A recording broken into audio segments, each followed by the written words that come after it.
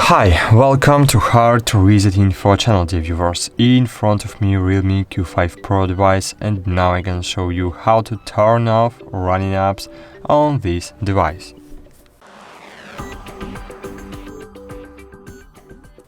To do it, all you need to open running apps. To do it, just click on this button, or if you are using gestures, just swipe from up to down to open this mode.